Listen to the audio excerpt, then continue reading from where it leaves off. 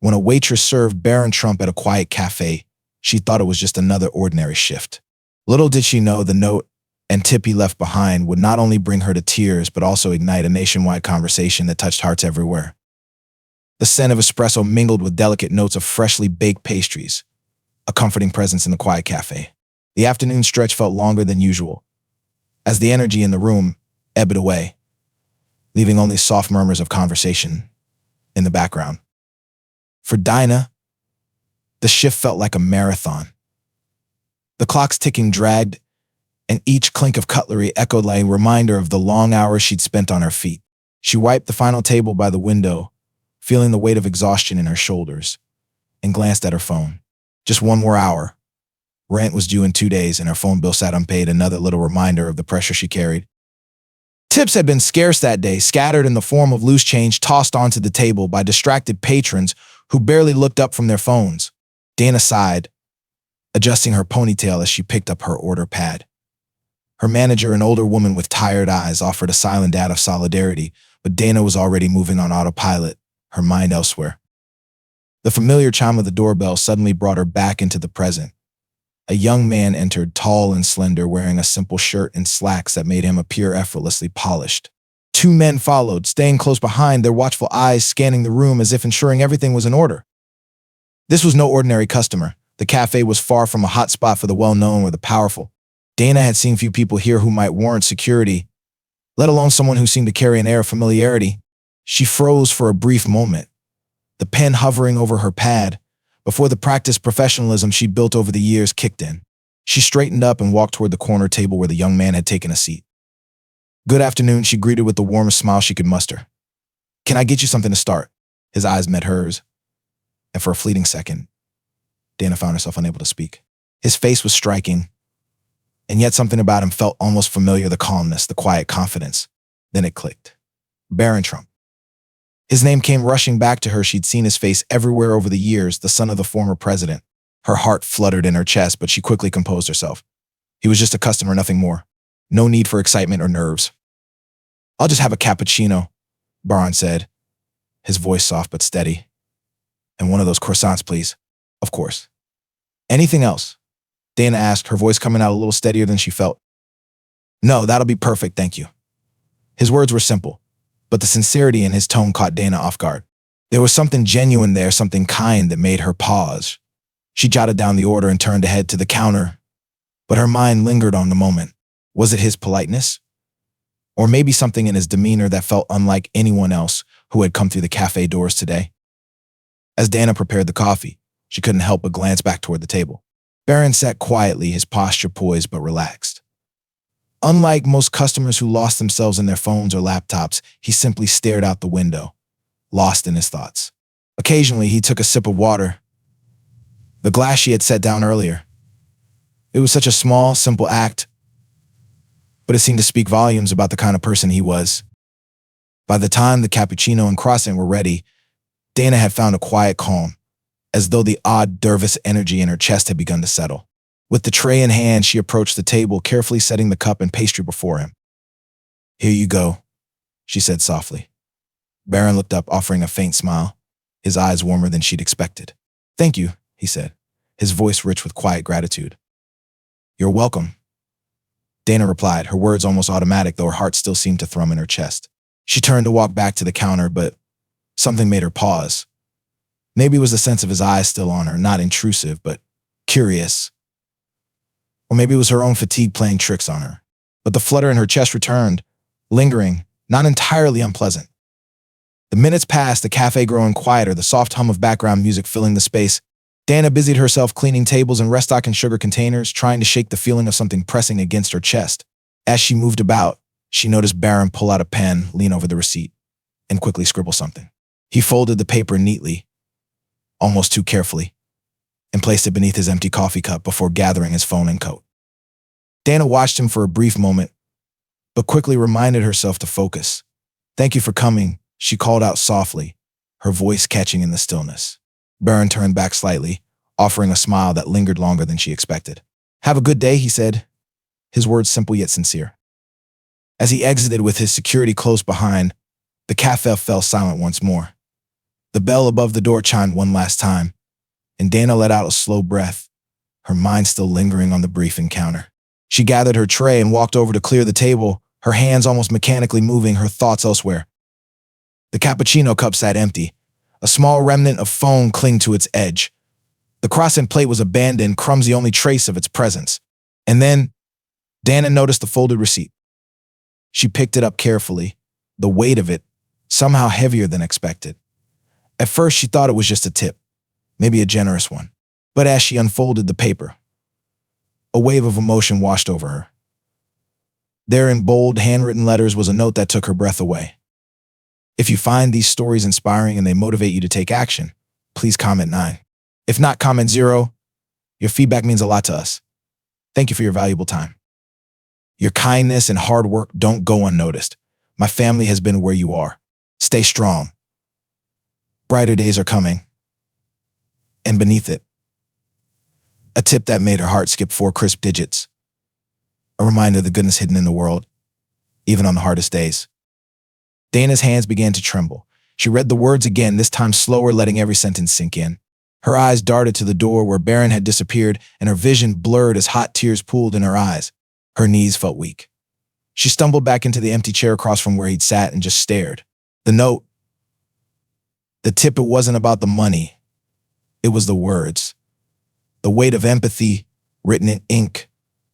Someone she never imagined would notice her existence.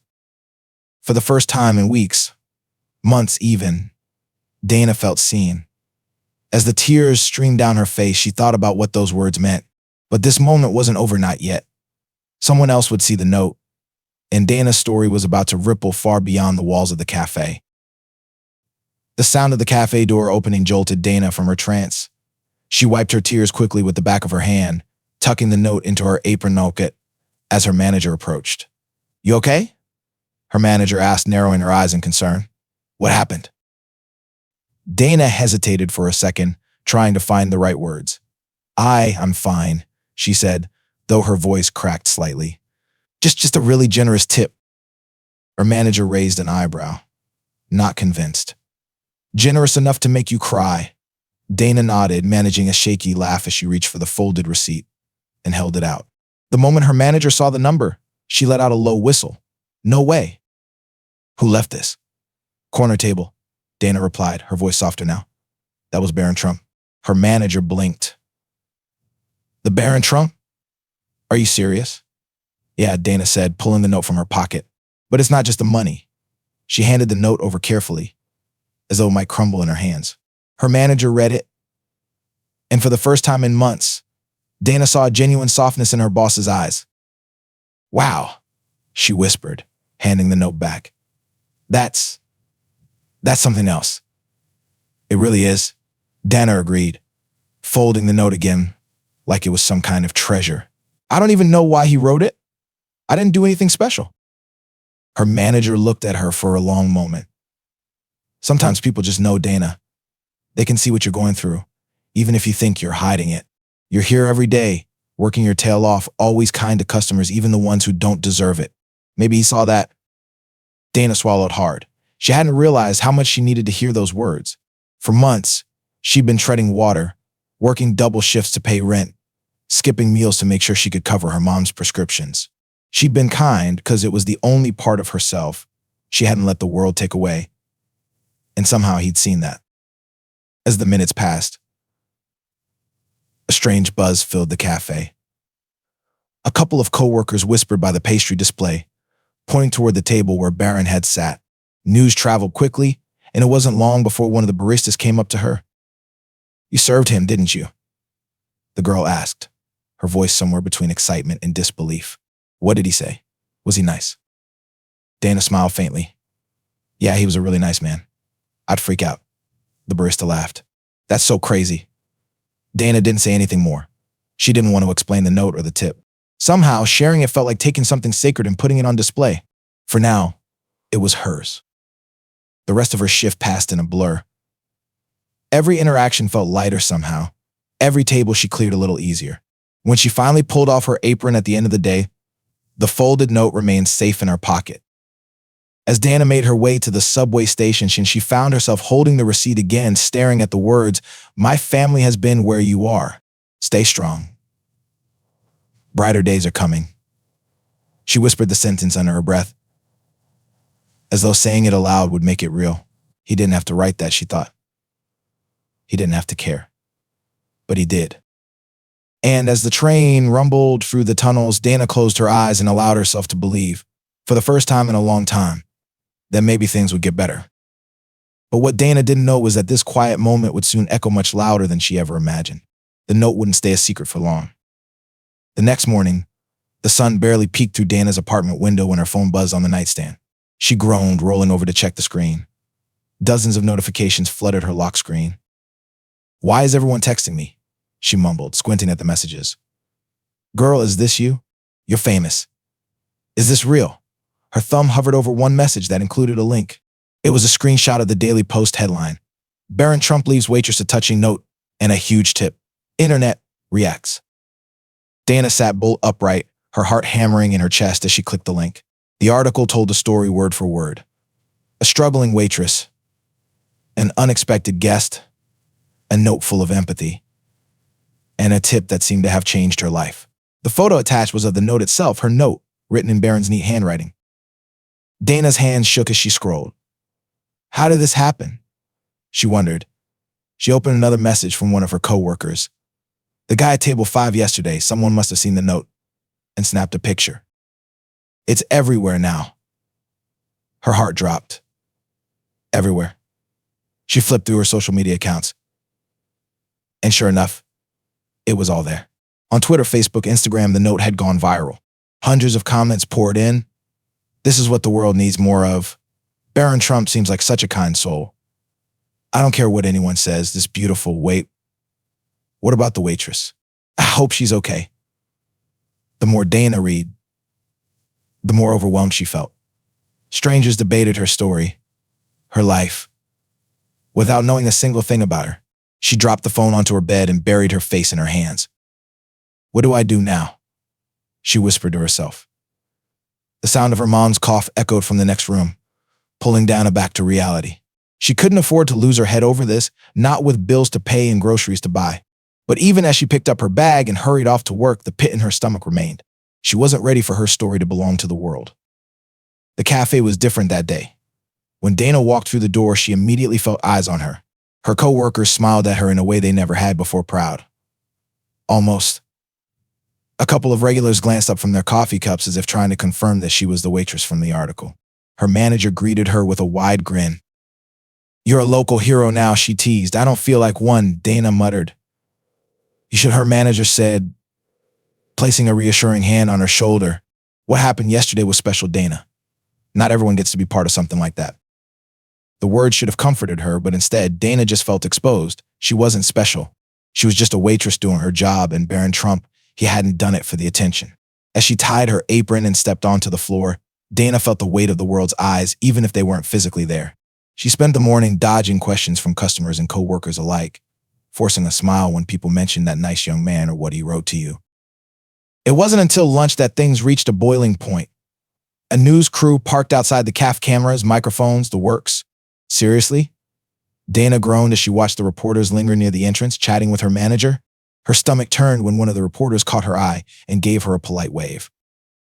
"You're the talk of the town," her co-worker teased. "Lucky me," Dana muttered under her breath. She ducked behind the counter and pulled out her phone, scanning the latest headlines. The comments flooded in faster than she could process them. That note probably saved her life. This is a lesson in kindness.